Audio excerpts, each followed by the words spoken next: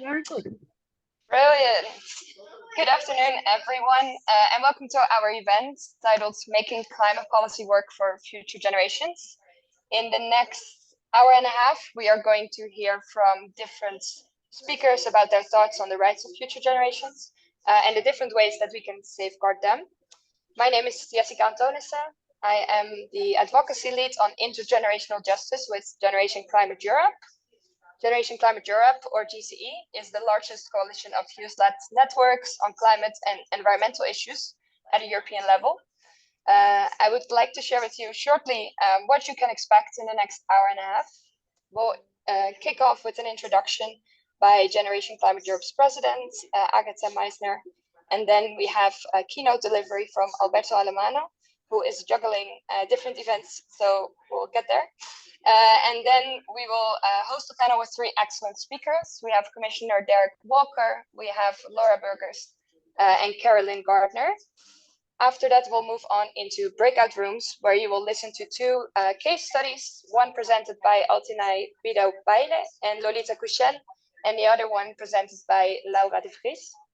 I'm very curious to know where everyone who joined us is coming from. So please use the chat and let me know where you are connecting from. And that is an invite to keep using the chat and also ask questions as the panelists continue to share their story. And we will do our best to, at the end of the panel, ask the questions to them. With that introduction, I will hand over to Agatha, President of GCE, to kick it off with us. Thank you very much, Jessica, and a warm welcome to everyone today in our event, Making Climate Policy Work for Future Generations. And I'm really happy to see such a variety of guests in our event today at Generation Climate Europe. We really strongly believe in the importance of intergenerational justice. That is that all generations, past, present, and future, have equal rights to use the natural, social, and cultural resources of our planet. And yet, what we see is that future generations are not represented in current decision-making processes. It's not as easy as inviting them to the table. Obviously, future generations cannot vote or challenge our decisions. But as a youth climate coalition, we're often introduced as the representatives of future generations. And inviting a young person to the table is just not enough. To do so would be to place the burden to protect all future generations on only young people's shoulders. But we're facing the biggest challenges of our time, the triple planetary crises, and social inequalities at unprecedented scale. And yet what we see is that our politicians and institutions still think and act on a very short-term basis. So we really are in that crisis of leadership.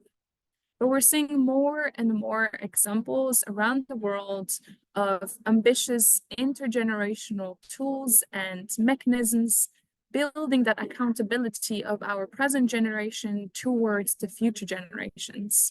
And we are really delighted to host here today our wonderful guest speakers coming from civil society, governments, academia, youth organizations, and philanthropy at the different levels, the national, European, international. So really a variety of different perspectives brought to you here in the event today.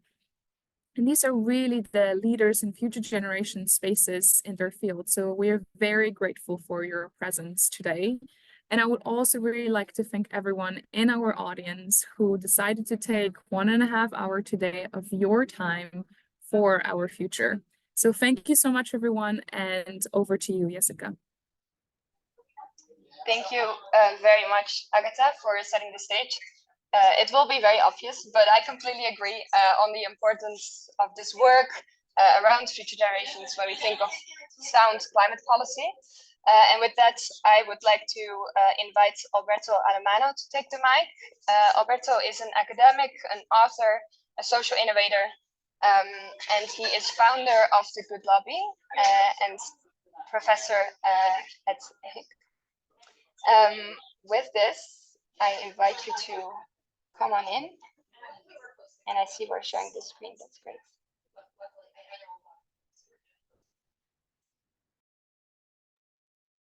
Thank you. Over Thank to you you. so much. Can you hear me well? Yes, all good. Can you see the screen? Fantastic. So thank you so much for the kind invitation and for the opportunity to meet you all as a community. As you've heard, I'm an academic. I'm a professor of European law and public policy, but I'm also an advocate for civil society. That's what I've been doing over the last 10 years from Brussels, but also different regions and capitals of Europe with an organization called the Good Lobby, whose objective is to equalize access to power. No surprise, we are also advocating or trying to enable organizations and communities like yours to give a voice to those who are not born yet. And as it has been said, who oftentimes seem to rely more on you as a younger generation than on our policymakers. And clearly, we need to change that.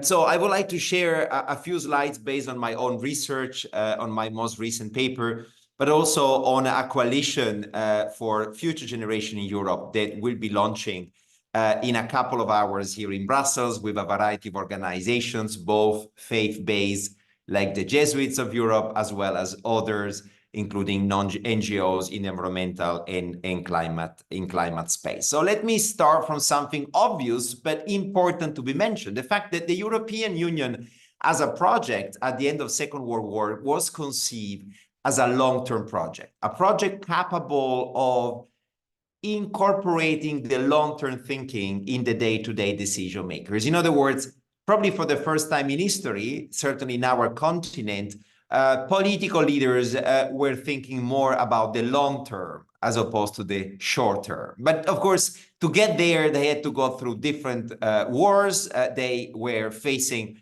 common challenges. All the conditions were met to actually think differently than they do today. This has been nicely captured by an old man who used to be a commissioner of Europe, but also the Prime Minister of Italy, when he said, you know, the Union has played the role of a trade union of future generation, has pushed national governments to incorporate this long-term perspective with thinking about major consumer protection, biodiversity legislation, environmental legislation already back in the 70s and 80s, and trying to inject this kind of long-term thinking in the EU. But then the question to be asked today, and I think it sounds a bit like a rhetorical question based on the comments you've received, is whether the EU is still capable to think and act in the long term, and what we can actually do to hold the EU and the policy makers accountable on the long term.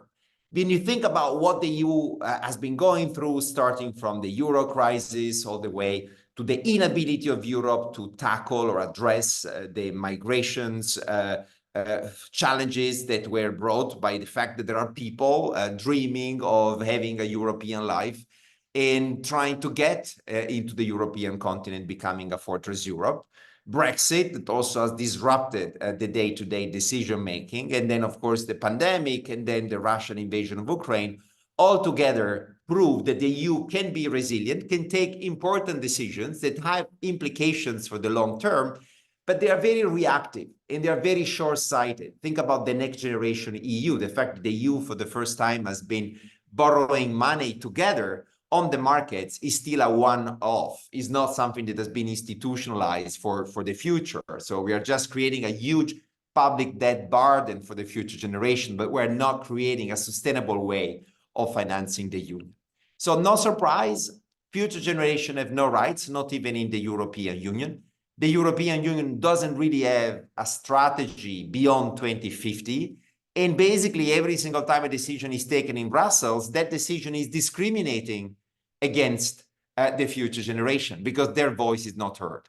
And what is worse, and this is what I would like to flag to you, is that there are also groups that are capable to capture the responsiveness to the short-term needs of small groups that are clearly showing that today is very difficult for policymakers to maximize consumer citizens' welfare in the long term, and the present demand of smaller groups like the farmers. We've been witnessing in a matter of few weeks the total U-turn on the Green New Deal, a withdrawal of major proposals around pesticides that are clearly long-term driven, but they are no longer politically viable today. So how can we change the mindset of our policymaker to show that their decisions do not only have major cross-sectional distributed consequences, who is paying for those policies today, but also incorporating the intertemporal dimension. What they are deciding today are going to be affecting future generations who are not represented today. Their interests are simply not visible.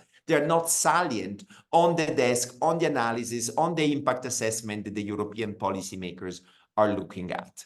So how can we make sure that the long-term thinking becomes a civilizational priority? How can we expand the moral cycle from our citizens, our states, our regions to also the future generation? In the same way, over time, we've been moving our attention from those who were living in our community to those who were living in other regions of the world. In the same way, we've been expanding it towards animal rights, or even forests today. We're giving legal personality to natural environments. The next step in our civilization progress in the moral cycle would be to actually take into account future generation interest in today's decision. How can we do that? There are a lot of ideas which are currently circulating and floating that you're very well positioned to advocate for. One of the most recent one that I had the chance to put forward together with a colleague of mine is to potentially advocate for a commissioner, a dedicated European commissioner responsible for future generation, whose job would be to hold accountable his or colleagues when they take decisions that are only looking at the next 10, 15, 20 years.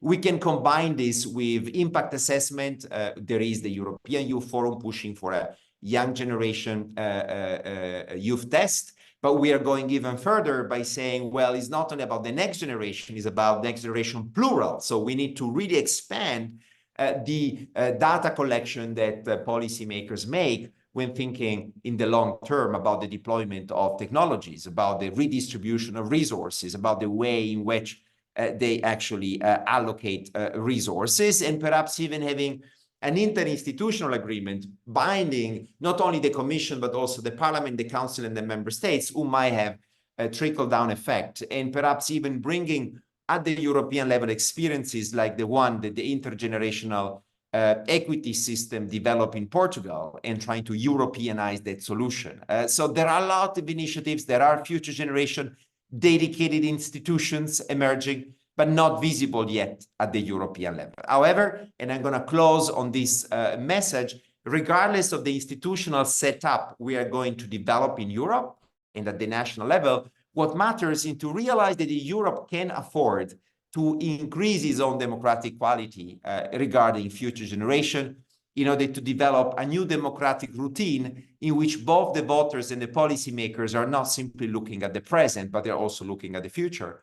And they would feel uncomfortable if their own stance vis-a-vis new policy would not include what some scholars call futurability. Futurability is a concept that basically says that you derive pleasure for incorporating in your daily decisions the thought of those who are going to come afterwards. So we all need to be much more futurable and unleash our imagination on how this reflex can actually be embedded into our day-to-day life and into the institutions and policy-made life. So this is my message for you.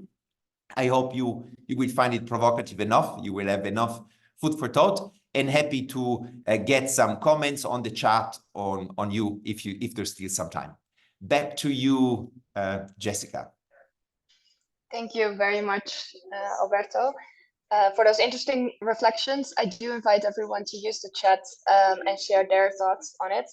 As GCE, we are very, very happy to join the Future Generations Initiative, launching later today, and pushing for a Future Generations Commissioner on EU level, and working together. We have now arrived at the next exciting part of the webinar, the panel. I'd like to briefly introduce our three speakers to you before we get into it. First, we have Commissioner Derek Walker. Derek Walker is the second Future Generations Commissioner in Wales, so an actual grounded role that advocates for long-term policy decisions to meet current needs without compromising future generations. And with experience in cooperative development, in policy roles, he right now prioritizes future well-being. Secondly, we'll have Laura Burgers. She is an assistant professor at the University of Amsterdam and a legal researcher in the area of climate change litigation and the rights of nature. Laura is an expert on how courts can enforce rights of future generations and one of the experts in the UN program Harmony with Nature. And last but not least, we'll have Carolyn Gardner. Carolyn Gardner manages Vilea's European Philanthropy Coalition for Climate, which aims to mainstream climate across the sector and encourages foundations to leverage all the tools at its disposal in the face of the climate crisis. She was the driving force behind getting 700 foundations to sign climate commitments. So I'd like to kick off this conversation with a question for Commissioner Derek Walker. As Future Generations Commissioner, it is your job to consider future generations and the effects on policy. How does this apply specifically to climate policy in Wales? And do you feel there is a lot of support for your line of reasoning and the advocacy that you have to do? Thank you, and thank you for inviting me to say a few words today. Yeah, so if I say a bit about the job, so I'm the second Future Generations Commissioner for Wales, and it's set up by legislation. I think Wales is the first country in the world to have put in law the Sustainable Development Goals, and we've done that through our Wellbeing of Future Generations Act. And the Act applies to the public sector in Wales, so local authorities, health boards, other public institutions in Wales. And my job as Commissioner is to be scrutinising the delivery of that. So the obligation is on the public sector to think long term and to think about the interests of future generations in all that they do. And I'm an independent person, not from the government, that scrutinises their progress. So I provide them with advice about what they're doing. I monitor their progress. And if I'm not happy with their progress, I can carry out a review and make recommendations about how they can do better by future generations. So we're institutionalizing and giving a seat at the table future generations in Wales. And it's really important that it's independent, and it's really important that my term of office is longer than an electoral cycle. So I'm in post for 7 years. I can't be reappointed, which I think is crucial. And it enables me to speak truth to power and to advocate for the interests of future generations. It's a broader agenda than just climate change, but climate change and addressing climate change is right at the heart of it. This is about sustainable development more generally. Often people might think it's all just about climate change, but it's climate change is at the heart of this, as I say, but it's one part of it. You know, we're looking at long-term health of the population, health prevention, all of those sorts of issues, economic well-being as well. So it's a broader agenda. So in terms of climate change, I think, you know, with this agenda, we can't just be happy that we've got a Future Generations Commissioner. It's got to make a difference for people, not just tomorrow, but today too. It's about combining the agendas of looking after the interests of people today and of tomorrow. And we have seen some significant shifts in Wales. I think we're the third in the world for recycling. We have a climate change ministry that brings together transport, housing, climate policy planning and so forth into one area. We've seen a big shift in investment in public transport and in active travel, cycling and walking and so forth. So, you know, these are some of the things that are starting to change and to shift for the benefit of the people of Wales today and for the long term. But we've got a long way to go. And just in terms of your point about getting people's support for this, that's such an important point, because for these big changes, we need to bring people with us, and we need to be making the case for why this is important. It can't just be me doing that, and the population needs to be involved and understanding and part of this. And when we put this legislation in place in Wales, I think one of the most important things that we did is that we had a national conversation called the Wales We Want, which set out an agenda and a direction for the country for decades ahead. And so I think that's given my role some really firm foundations and lots of support within civil society as well as within government for this type of approach. Thank you.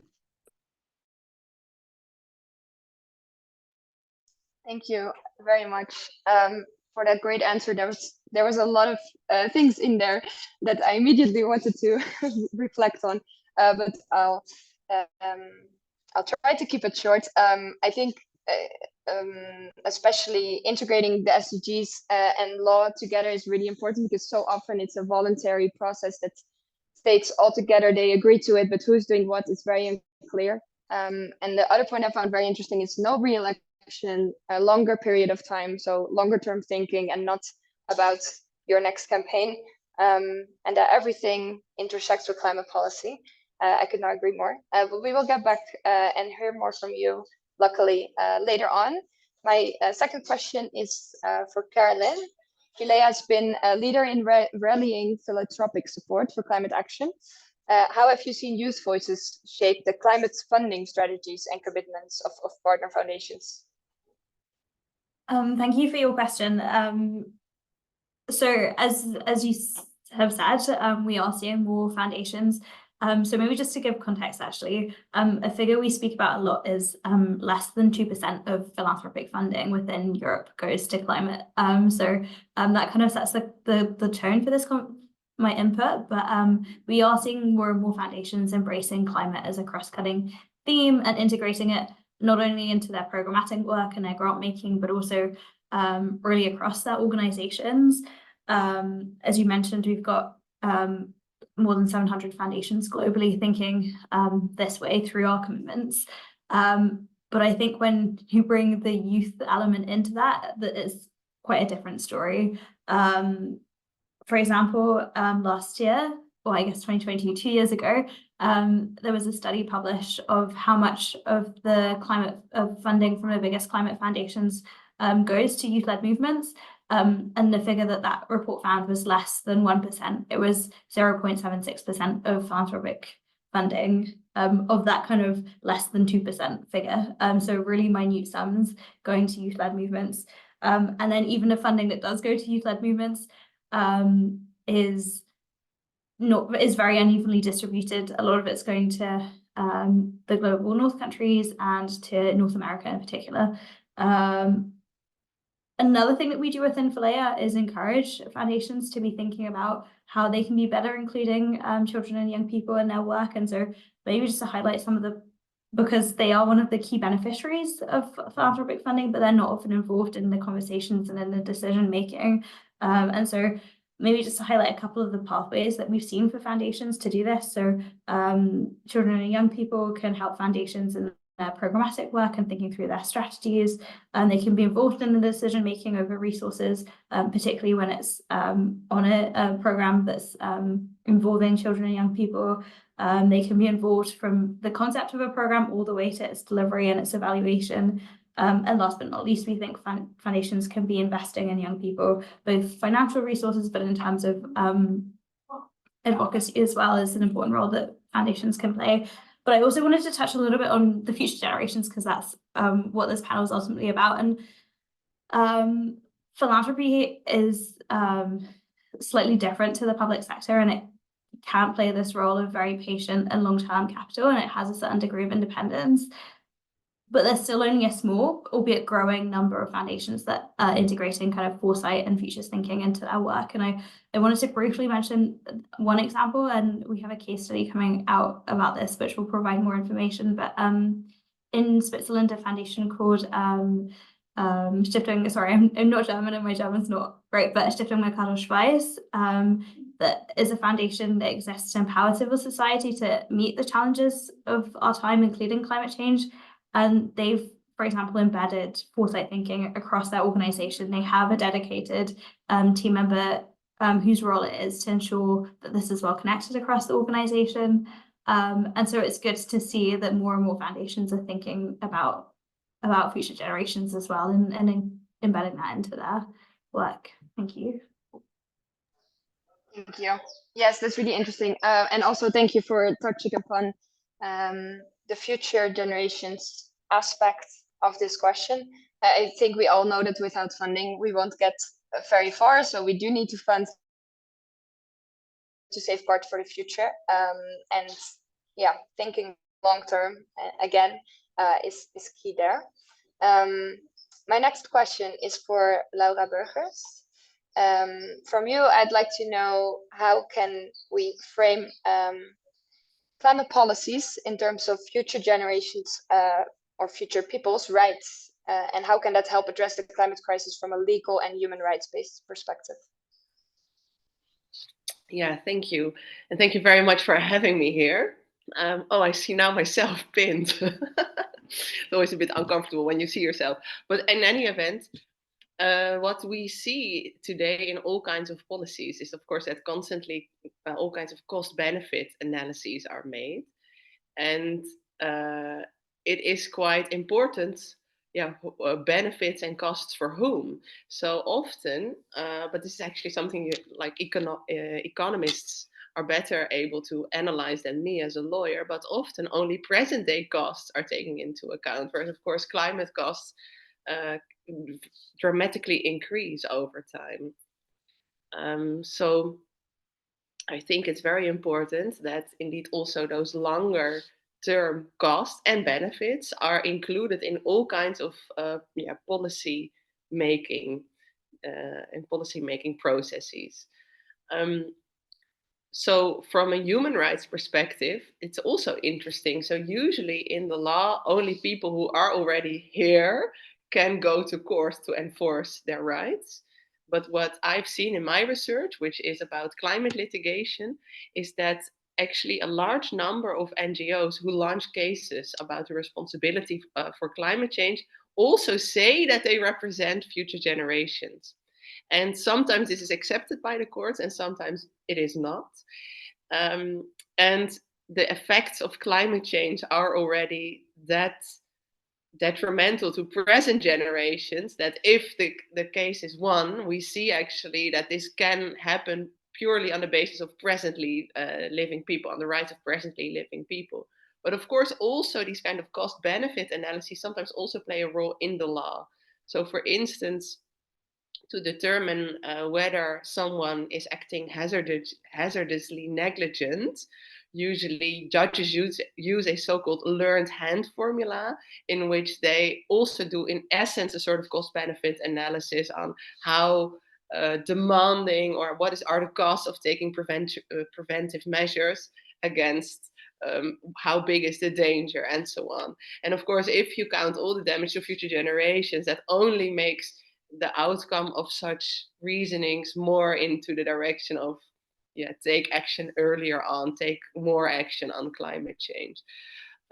But because we already see the effects of climate change now on presently living people, and not even only in the global south, but actually also in the global north, a lot of climate cases can already be successful purely based on the human rights of presently living people.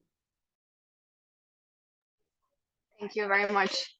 That's really interesting, especially the part where, of course, well, not of course, that's the problem. Only people who exist can go and sue, and the voices of those that are impacted now by our actions cannot. We have, in the second part of this event, 2 case studies, and one will speak about the advisory opinion from the International Court of Justice on human rights and climate change. We have 2 really great campaigners who will share more about what that has to do and what that will respond to in terms of future generations. So that is a very exciting one. I have my next question for all the panelists.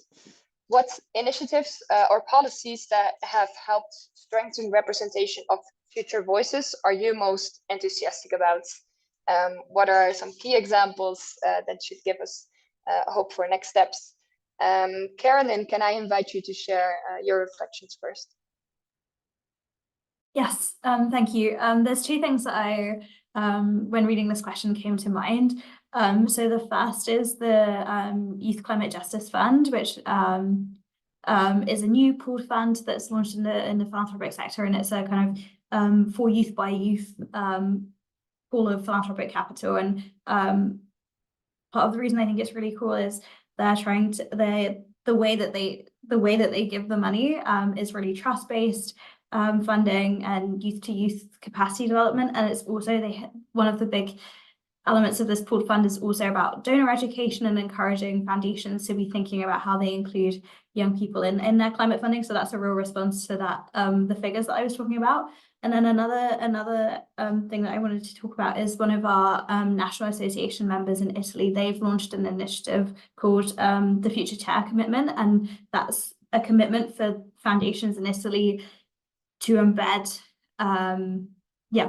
the next generation into their thinking. So it has different pillars, including promoting and creating spaces for dialogue and discussion, removing obstacles and ensuring enabling conditions, and promoting a culture of active listening and factoring in future generations into their thinking. And so this kind of structural approach to embedding futures thinking and next generations into a foundation's work is very cool to me.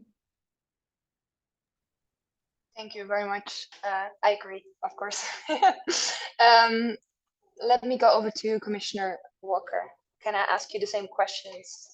Initiatives and policies that have helped strengthen representation of future voices that you are very enthusiastic about? I guess one of the things that has excited me since taking on this role is the number of similar initiatives to the one we have in Wales to represent future generations through institutions like the one I represent. So I wasn't familiar enough with the sort of number of different institutions and the level of interest around the world, but there does seem to be a growing movement for similar types of arrangements. Now, the model we have is the model that works for us, but it's not necessarily the model that will work in every country or every region or every state.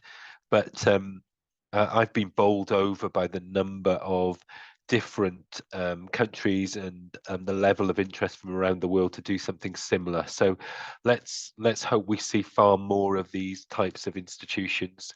Many of you will know probably that there is a proposal for a special envoy for future generations at the UN level that's being proposed at the UN Summit of the Future in September. And I think that would be a very welcome step. It would be fantastic, wouldn't it, to see a European Commissioner with this responsibility as well. So I'm really excited about this growing movement, people taking their own path, different models for doing this, but certainly the more of us that are doing this, the stronger that we become by working together and learning about what works. And I'm also excited by seeing how, you know, and I'm not a lawyer, how the law is being challenged around the world by young people and others, and making the case that this is not in the interest of today or in the case of future generations. Our law hasn't been tested in that way. It hasn't been designed in that way. It's a framework legislation. But nonetheless, even outside the courtroom, people are challenging their public bodies who, as I said earlier, are obliged to follow our legislation to say, you know, this decision doesn't seem to us to be in line and recognize the interests of future generations, and that's leading to change. And I think the more we see of that, the more we're likely to see the change that we want to see.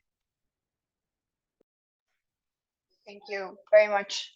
I happen to be in the youth consultation for the Summit for the Future, and this call for a special envoy for youth for future generations was something that almost 300 organizations try to bring up. So that was definitely very much on people's minds.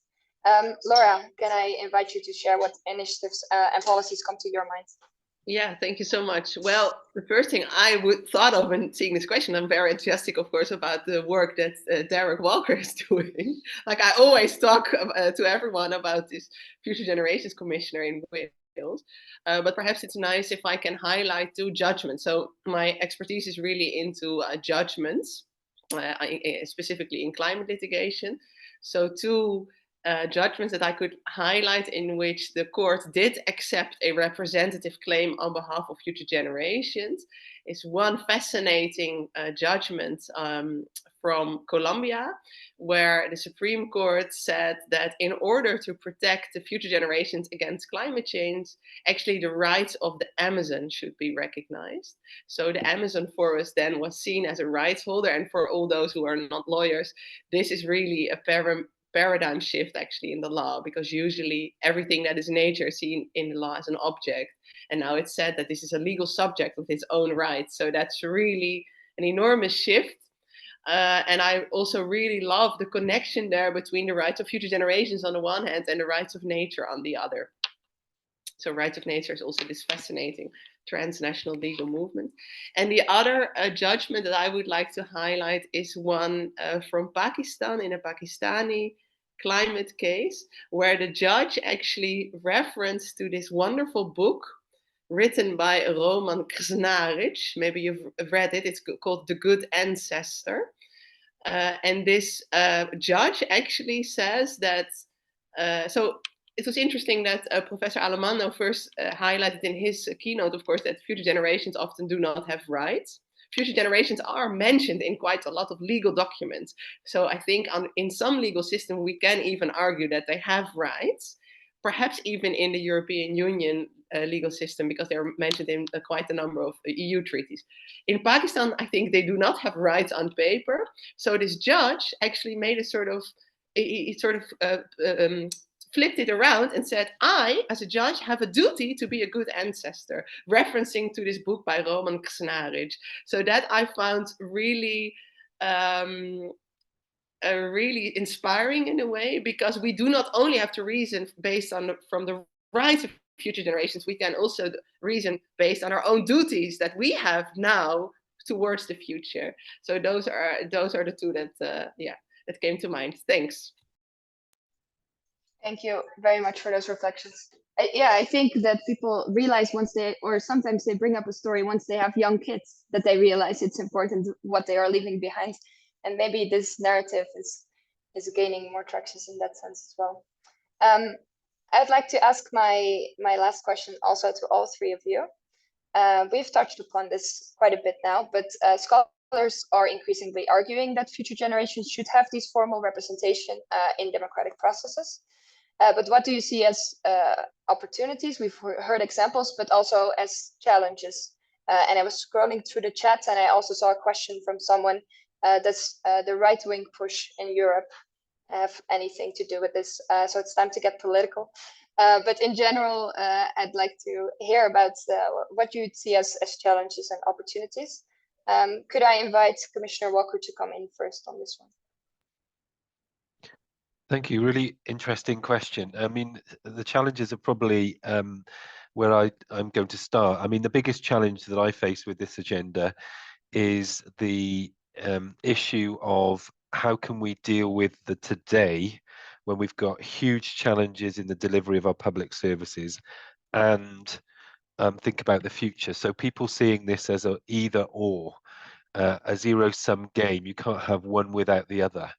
And I think the opportunity in this regard is to make sure we're saying this is about doing the same, doing both at the same time. You're thinking, of course, about current future generations, but your current generations, but you're also thinking about future generations. And I thought Laura's example of the cost benefit argument was crucial here, because often, when I'm talking to the public bodies in my country, they'll say we've got a limited pot of money. Well, it's looking at the time frame. Often it's not a different pot of money, but it's looking at the time frame for the benefits that you want to see and the issues that you want to tackle. And that might mean that will often mean no extra cost, but a different decision, because you're doing it for the long term. So when I talk about avoiding putting sticking plasters on problems and temporary solutions, or just looking at the next election,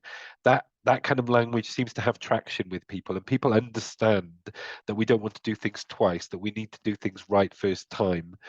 But I really think the narrative is important, that we take the opportunity to talk about acting today and for tomorrow at the same time. It's not one or the other in my view. I think that is crucial. Yeah, I mean, I absolutely agree. Future generations should have some representation in the democratic process, and I think the model that we've got in Wales here is one way to do that. I think it's embedded, it's there in legislation. It's not just on me, but it's on all the public sector to think future generations in all that they do, and to do that in part of their corporate strategy development, in their program development, and in measuring their outcomes. What we've done has also been to put in long-term goals and 50 national indicators to tell us whether we're doing a good job. And what that's also done in a positive light is bring others together on this journey. So it only applies technically or legally to the public sector, but the private sector, and where I come from, the civil society sector, has also adopted this approach and understood this is a common journey on which we're going, and we need to go on that journey together. So yeah, a really good question. Plenty of opportunities and challenges around this, but I think thinking about today and tomorrow at the same time and using that narrative is key.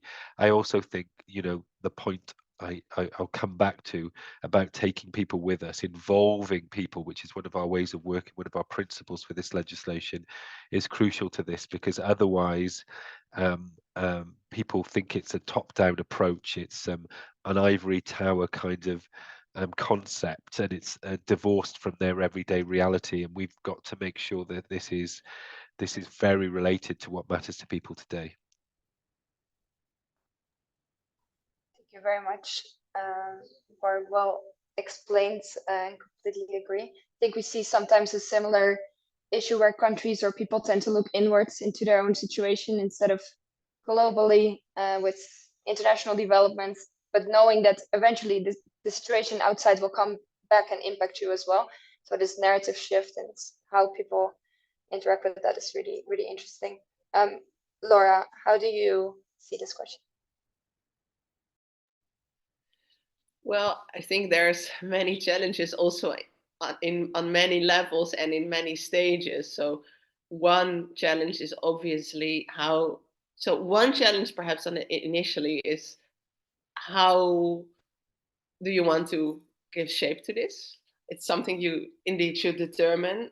So in political theoretical literature, I read something like proposals including installing a third house in the parliament that then could veto all the laws that are brought forward in the parliament. So do you want to do that?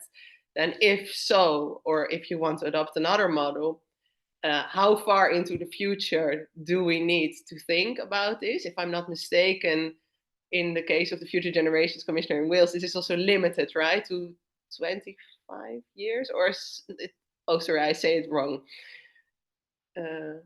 No, it's not limited, and different organizations apply different timelines, but we generally talk in terms of 50 years, 75 years, 100 years, but it's not limited. Well, I do think in any event that can have an impact then also on the kinds of assessments that you make. So that is one difficulty. And then I think also in this design process, you also want to make sure that this institution is not somehow still being hijacked by current generations' concerns.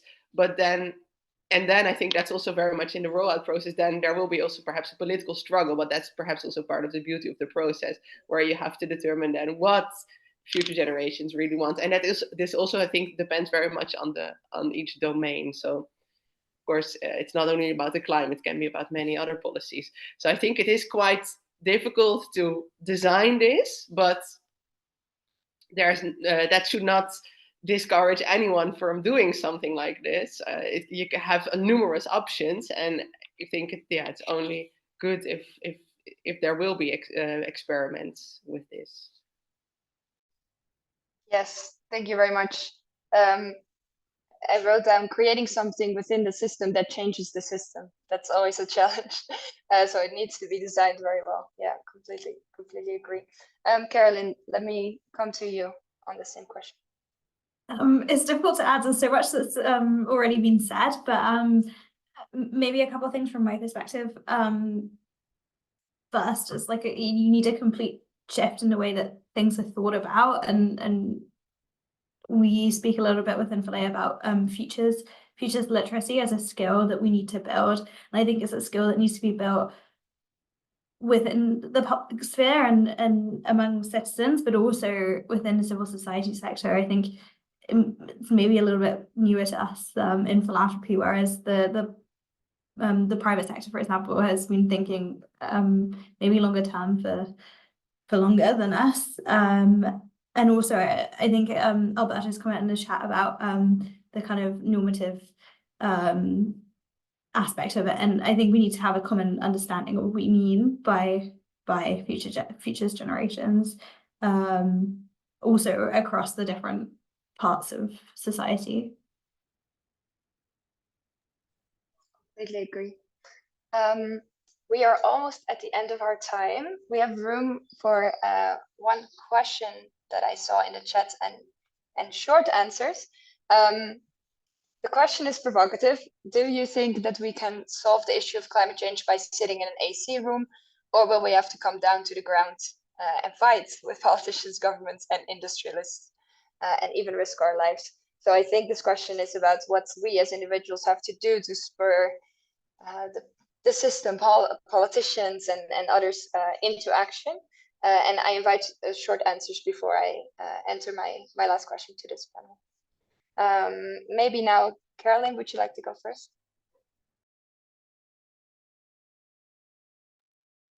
I'm probably not the best position to answer this question, but I think it needs to be a little bit of both. I think there's a lot that, for example, we can do by bringing people around the table and discussing what needs to happen, but also I think, for example, movements and protests and demonstrations have already created a lot of impact, and that can't be understated. So I think that's my answer. That's a great answer. Laura, can I ask you to go next? Well, I find it hard to answer this question in general. So I am from the Netherlands, and I'm in a very privileged position where I can say that as a lawyer, I want to respect the law, and I would personally never. I also think it's really not kind of, well, I would not consider at any moment in the situation where I'm in to use violence. But the question is also, should we risk our lives? And it is true that in many countries around the world, environmental defenders do risk their lives. And even by engaging in peaceful protest, they can risk their lives. So I find it very hard to answer this question in the abstract. I do think it's ideal if we can find solutions within the legal system in a non-violent manner. Thank you. And Commissioner Walker, same question. Sorry, I maybe didn't see the full question. I didn't see the bit about violence, but I heard the bit about AC rooms and elsewhere. I mean, I guess my response, is quoting the line of the UN Secretary General in the approach to climate change. This is needing to do everything everywhere all at once in terms of our actions. So of course things need to be done in meeting rooms, hopefully fewer of them with AC, but things need to be done in meeting rooms, but people need to take our own action. We need to do things in community groups. We need to campaign for change and advocate for that to happen. So you know, absolutely not advocating for violence if that was part of the question, but it's got to go beyond meeting rooms, hasn't it? We've got to continue movements of people that are making change themselves, innovating to find solutions, and campaigning for governments and businesses and others to take the necessary change that we require. So yeah, it's for all of us to act with urgency and in collaboration to take the action required. Thank you very much. I think those are all very fair reflections. I chose to hear the words fighting as fighting with words, you know, they're arguing about things. But I don't want to understate that's indeed what Laura also mentioned. In different countries, there are different situations, and there are people that are very much in danger, even taking legal action. I want to close out this panel with 30 seconds from each of you, answering the question, what gives you the most hope for future generations in the context of climate change? So very, very briefly. Can I go to Laura first?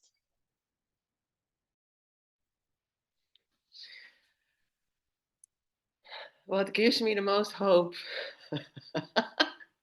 Oh, no, sorry, I'm not going to stick to my 30 seconds because I'm not so hopeful. Well, but what gives me most hope is, of course, meetings like these where people are committed and where they show a genuine interest. What gives me hope as well is the progress that is made on all kinds of political levels, that there's an increasing awareness, I suppose, of long-term interests. So yeah, all those things give me hope. Thank you very much. Commissioner Walker, can I invite you to go next? Yeah, I'd say two quick things. I think hope or positivity is really important here. You know, we're trying to create a future here that is positive. It's different from the past and different from the current, but it is a positive one. And I think we need to hold on to that and make the case for that. For too many people, it might feel like doom and gloom, and that is often not motivating or galvanizing for people to take action. So creating and presenting a vision of hope and positivity for the future, I think, is a key part of this. And the other bit I would say, I think, is, you know, we've got many of the solutions, perhaps all the solutions. You know, I was visiting a seaweed farm in West Wales recently, that they're using that seaweed to create plastic. That's just one example of you know, the types of solutions that are being found and the innovation that we're seeing right across the world. So you know, it's a big if, you know, we've got to implement them. That's obviously a big thing to do, but we do have many of the solutions, if not all of them. It's about implementing, so that gives me hope too.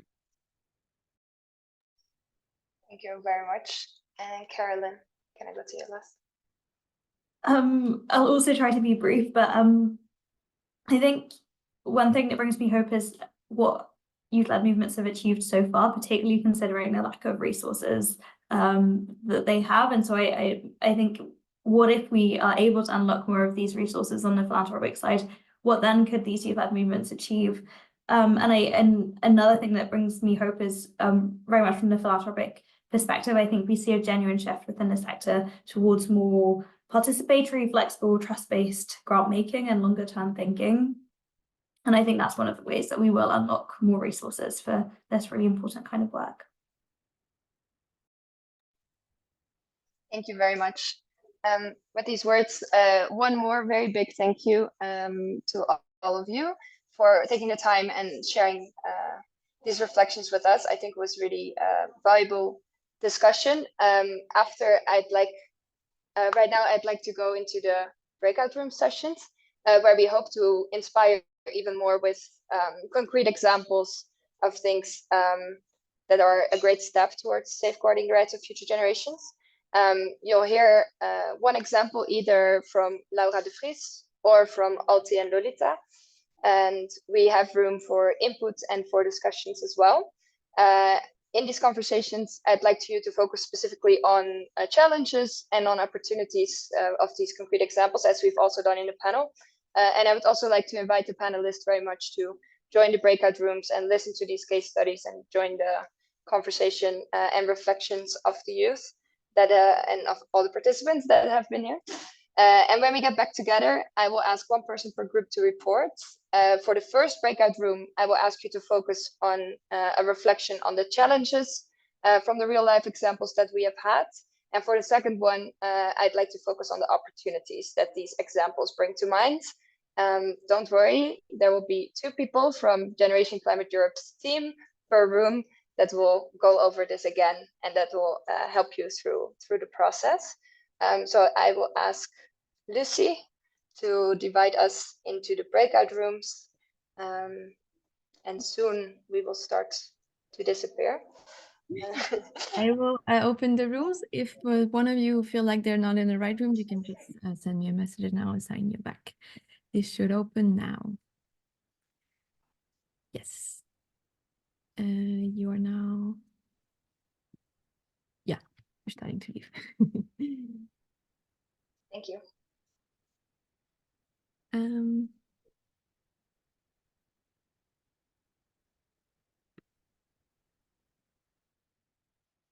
Do people have to choose one themselves or? It should be automatic, but I will. Okay, yeah, it just took a time. It's okay. Yeah.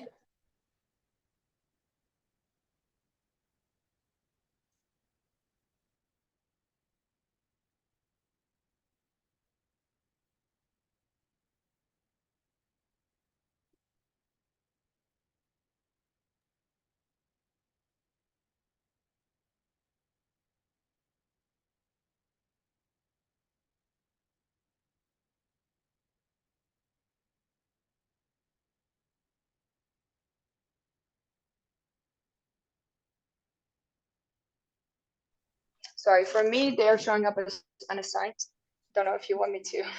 Feel free to join in the room. It should be automatic, but there must be a little issue. So you can either pick room 1 or room 2 to join, and you scroll down the list, and you click on either one.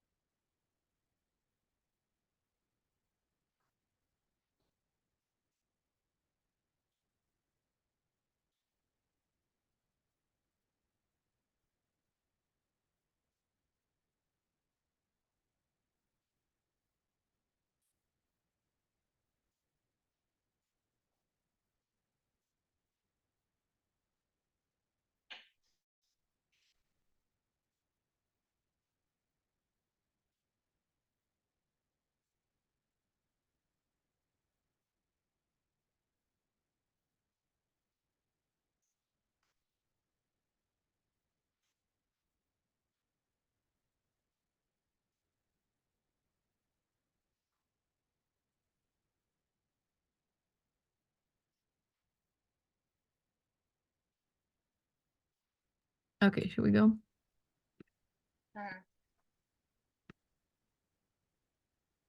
still have our participants here as well. I will join room 1. But there are still 13 people here. Oh, are they? Oh, let me assign them. How do we assign them? Yeah, they should be going. I will make sure.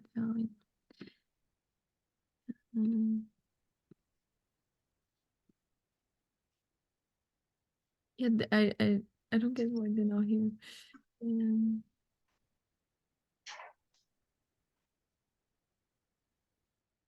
If you can join the breakout rooms, they will be on. It's on the supposedly on the right side of your screen. It seems that I cannot assign you to anything. I'm actually a bit sick, so I might just go to bed if that's okay with you. That's very much okay. Thank you very much for joining. It was Thank really you. It's really cool a great discussion. event. Thanks. Great. Thank you. Thanks. So the people who are present, Jessica, are they are assigned to rooms, but they are not there on purpose, so we can go ourselves. They are not accepting, or Is anyone having any issue? Would like to join a meeting, breakout room and is not able? okay.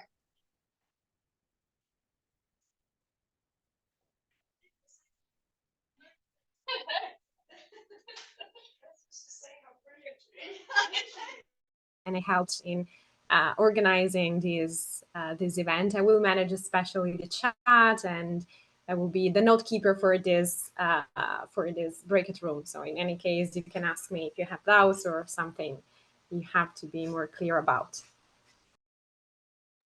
Okay, thank you so much, Sarah, and thank you to all of you to participate to this event.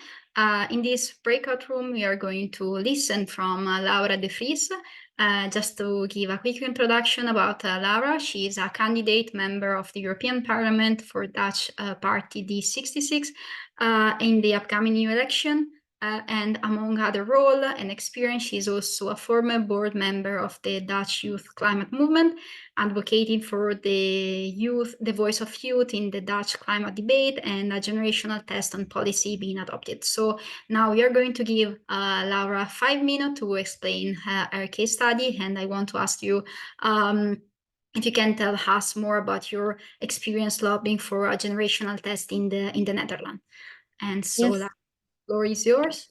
Thank you so much. Yes, so in the Netherlands, we already have a pretty good youth participation lobby, because a few years ago, when the climate accord in the Netherlands was being formed, so like an accord of society and what companies especially could deliver on climate ambitions, youth were not involved in the first moment. And then we got together as youth and as Dutch Youth Climate Movement, and made sure that we got a place on the table. And because that youth participation went pretty well, it went on more and more young people were continuously asking to be included actually on different topics. So youth participation in the Netherlands really moved well, and we're now actually one of the best countries when it comes to youth participation. So that's really good. But of course, when it comes to youth participation, one thing that's often happening is that young people have to ask themselves to be included into dialogues. And it's not like something that's standard in procedures. And it takes a lot of effort, it takes a lot of time, and also a lot of like energy to ask every time to be in one of these panels or one of these discussions. By the way, if I'm talking too fast, please tell me. In English, I tend to talk a bit faster. And well, actually, because of that, we thought, how can we make sure that we include youth participation and future thinking into policy making, into processes? So when we are not at the table, still our voice is somehow at least a bit being heard. So that's why we, when a new government was being formed, we did a really big lobby on making sure that it was in their accord that there will be like a generational test. And what is a generational test? So we started with this really broad idea of we should make sure that the voice of future generations and youth should be like included into policy. So just like you have like a futures chair in, for example, China and some other countries, like a chair you put at a table and then say that chair is for the future. So we should always think about the future. We wanted to go farther than that and make sure that like in policy there was like a check that you had like to tick on future generation youth. So you had to think about it. And that was actually pretty hard at the beginning, because we had to think about, okay, how will this look like? And as young people, like making new policy that doesn't exist is pretty challenging, but also really fun in my opinion. So we thought about different things, and there are always, of course, like things you walk into. So for example, we were really afraid that the things we were proposing would be like only a tick on the box, and that's also something you don't want. So we talked to a lot of people and came up with the generational equity test, or the generational test, which is actually it takes form in different ways, and it has different steps in the procedure. So we worked together with so we got this general idea of making sure there is like a generational test in policy. We got it into the government accord, so that was amazing. But then we had to make sure that there was like a basis, like what was that generational test. So we're together with the ministry and made sure that we're like 3 steps. So step 1 is on every policy decision, every important policy decision, and of course every policy decision is important, but we couldn't like make sure that it was in every policy decision because it takes too much time for people in government. So really important policy decisions, there's always like a paragraph before it like goes up in the line. In the Netherlands, you have some sort of bureaucratical line that the people making that policy have to do like a check on what is the effect of this policy on current and future generations. And we also included that it should be based on broad welfare. So we have to think about today, about tomorrow, and about people in other places. And also on different levels. So we made sure that all the policies should be checked on a wide area of topics. So nature, sustainability, health, finance, economical situation of the country, etc. And for some policies, some different topics apply more than others, of course, but it's really important to like think about all these things. And what the policy officer should do is make sure that for every one of those factors, they check whether that specific topics, so for example, nature has an so if the policy has an effect on, for example, nature, and then also specifically for now, later, and other places in the world. So and I think that's a really great step. I think that's amazing. They're now already applying that also in government, so that's amazing.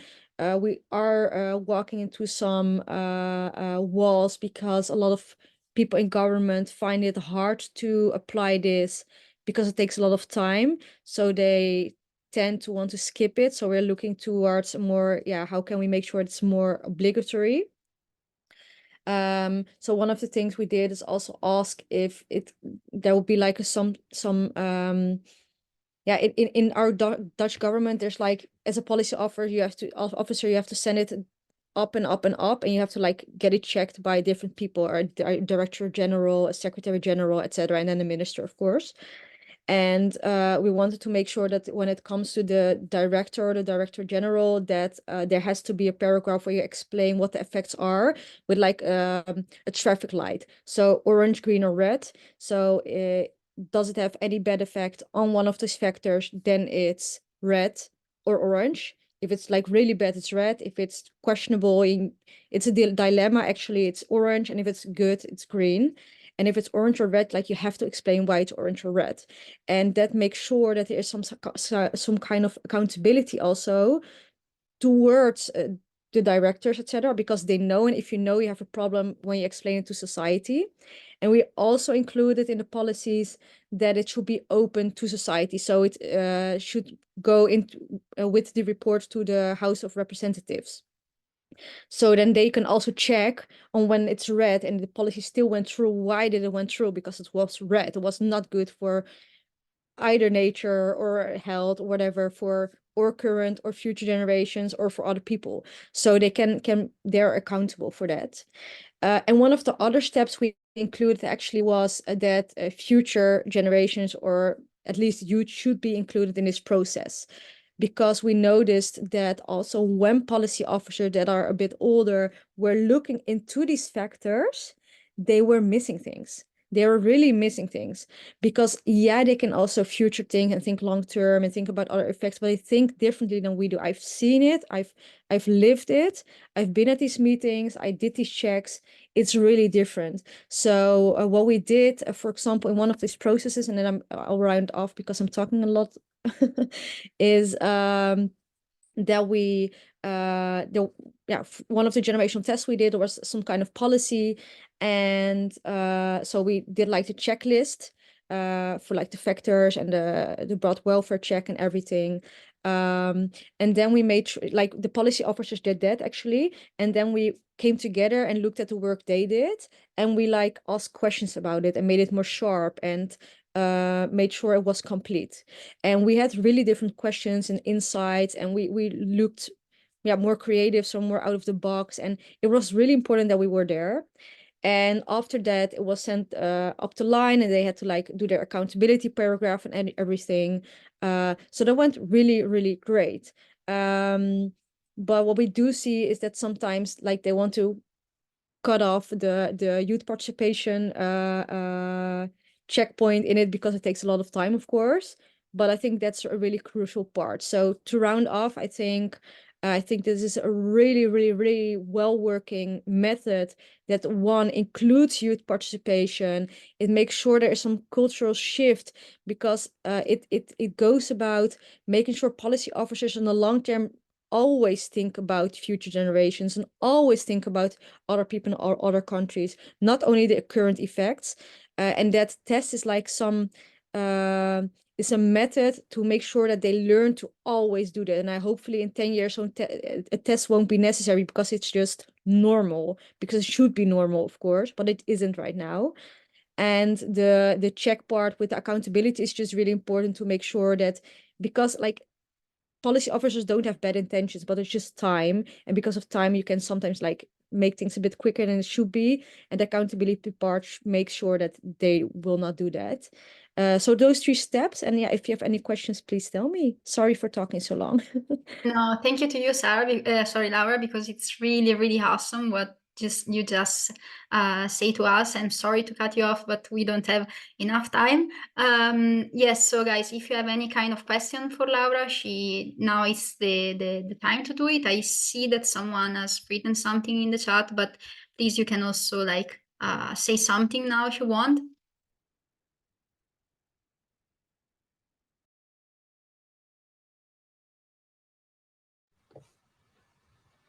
Yes, you can go. Yeah. Living, you can go. Hi, so my name is Lavin. I'm attending this from Nairobi, Kenya. I've had your presentation. It was very insightful, and I'm glad that youth is being engaged at every level of policy analysis. But I wanted to find out, how do you ensure that there is especially community involvement in terms of climate policy analysis, bottom of the pyramid rather? How do you ensure that they're engaged? Do you have town hall meetings? Do you conduct interviews, or how do you go about it? Thank you. Good question. So what we did is made sure that the youth participation was like done by youth organizations that represent a big part of young people and are really good contact with other climate organizations, specifically to the topic of climate. So we proposed that the youth organization, the National Youth Organization that represents young people on climate, was involved for climate topic. The youth organization that represents people on education was included for the educational part, so that they are really good in contact with all those stakeholders and are really talking from the perspective of other people and not just talking as one person. So I think that's why we work with like umbrella organizations. And those I find those umbrella organizations responsible for making sure those town hall meetings are being organized. Because it's just not possible for those for policy officers to organize those kind of things, honestly. And when it comes to specific policy topics, I totally agree that for all of those policy topics, it would be ideal to also make town hall meetings about what people think of it for those specific topics. But honestly, my experience is that you just won't have the time to do that. So you just have to like build on the info and things you already know.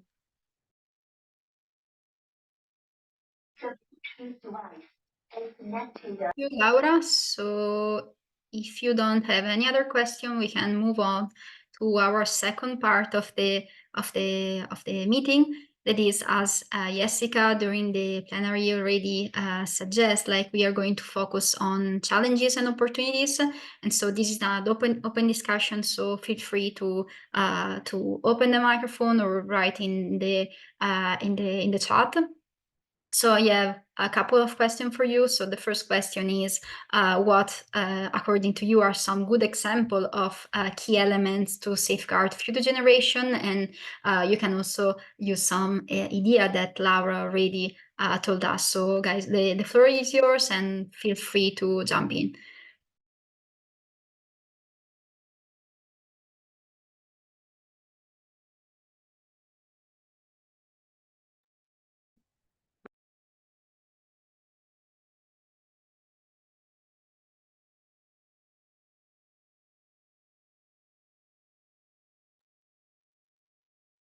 Yes, Camille? Hi, everyone. Yeah, we were talking about, Jessica was asking about challenges, and Laura, you mentioned several times that the government and policy officers find it very time consuming and to involve young people, and all those steps are adding to the time they're working on making new policies. So what would you recommend to streamline this process? Would you, if we gain more experience in that from your past experiences, would you see like templates, or really like a template with indicators, criteria to go through to make it faster to analyze the impacts on future generations of the policies that are being created? Thanks. Yeah, I think there should be. So for government, we made a template indeed with a consultancy office that was hired by the ministry, and we worked together with the consultancy office. So it was also like partly ours. Honestly, not everything was exactly as we wanted it to be, because the consultancy office was sometimes a bit hard. For example, we wanted to look for the longer term to 2100, and the consultancy office said that was impossible, which is, like, from a data perspective, complete nonsense, but they just didn't want to do that. So it was like, we are now looking towards like 30 years in the future, but we're like also right now trying to change that. So yeah, I think a template will be best. Good to know is that there will be different templates for different contexts. So we also like made the room in those templates for different ministry to do like a bit different in some aspects, because sometimes it's just necessary to make it a bit different, but like the basis should be set. And also in addition to that, I think you should also know that for businesses, for example, because we're now also making a generational test for businesses, it's completely different than for government. Like it has the same basic element, but it's just different. So yeah, templates, but yeah, I think there will be some differences in those templates. I see also a question in the chat. Vikas, do you want to read your question? Or I can read for you. Okay, I can read the question. You can also see in the chat. So Mikas, yeah? Yeah, go. My question is, I am from India. My question is that democracy is weakening all over the world. Dictatorship is increasing, and my ideal leader Gandhiji believed that nature can fulfill the needs of man, but not the greed of man. In such a situation, what is the opportunity for youth? That's a good question. I think it's also a really deep philosophical question, so it's hard to respond in one second. I think when you just look at society and at men, we also always tend to look at our ego, what is best for ourselves and what is best for now in comparison to the future. So I think that's also why the accountability is so important, that we keep each other sharp and like keep each other focused on values like empathy, thinking about the other. So like reminding each other on what is important and what that you should look past your own ego and now and your the greed of man, as you said. Yeah, so I think that is a really short answer, but I think it's a really huge philosophical question that we can talk hours about. Just one thing, we have about 2 minutes for the breakout room and then we'll go back to the main room. So maybe we can take the last question and then slowly move on. Okay, thanks. Thank you for the presentation, Laura. I was wondering if there's any monitoring of the generational test, maybe already in action or plans for it. Thank you. Yes, good question. Yes, there is actually for every the generational test is something the Dutch Youth Climate Movement really monitors, even if it is not on climate, because they are like the owner of the generational test. Like we made it. And we want it to go well. So like they're like monitoring it. Also, a specific department of the Ministry of Economic Affairs and Climate is also monitoring it because they find it important. Some other policy departments also find it important, are a bit monitoring it. And for example, the House of Representatives, some people find it really important, and like the young people from, for example, the Dutch Youth Climate Movement, again, keep them sharp on this is not going well, this is not going well, and they ask questions about it. So they also hold government accountable. We are really sharp on it, but it like someone from government warned us like 3 years ago when we started with this is going to take longer than you think. People will work against you because this will take extra time from policy officers. They won't like it. Know that this will take at least 5 years. And we were like, yeah, they will, like, you're just negative. But she was completely right. So I think that's good to know that these processes take long, but like on the longer run, like if this is really good in place, generations for years, I hope will like benefit from this. So what's 5 years on like 50 or 100 or 150 years? If I may, it sounds like a huge research task for you to keep monitoring that. I understand that it's in your interest, but for a civil society organization, it's wild. That's it is. And also because we're a volunteer organization, so it is. So we're just doing what we can, and we can't do everything, but we try to stay good and well informed and have good partners that also inform us. So just always keep it manageable, and you can do what you can do, and you can't do what you can't do. Just be realistic in that. And that's also what I've learned. Sometimes you have to let go. Not everything will work out the way you want it to. Thank you. Thank you very much for the presentation and all the interesting questions.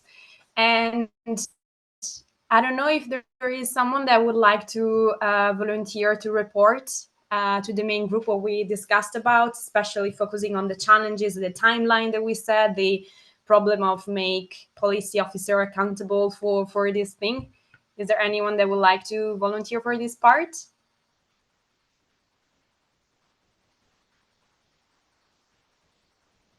Okay, because I can do it. Okay, don't worry. So we're gonna go back to the main room.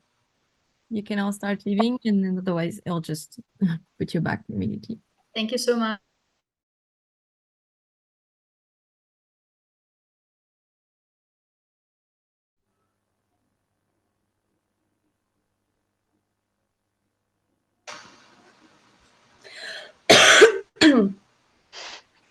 Sarah, you're not muted.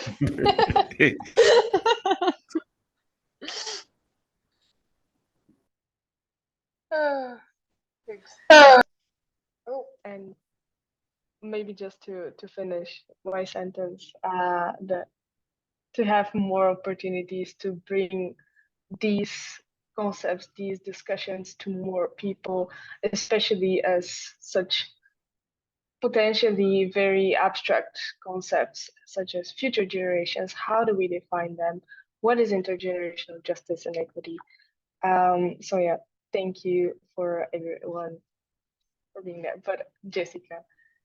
Thank you very much. I'm glad to see that clearly there were good discussions and they were not finished yet, which is no problem. We should continue and we are super happy to have this dialogue. I hope it was great in both rooms. I only had a chance to join one, but it was really nice. I will ask one person per group to report as announced. So to go to breakout room 1, we have 2 minutes left, so it can be really short. I will ask someone to reflect on the challenges specifically and real life examples. Who from breakout room 1 can I call on?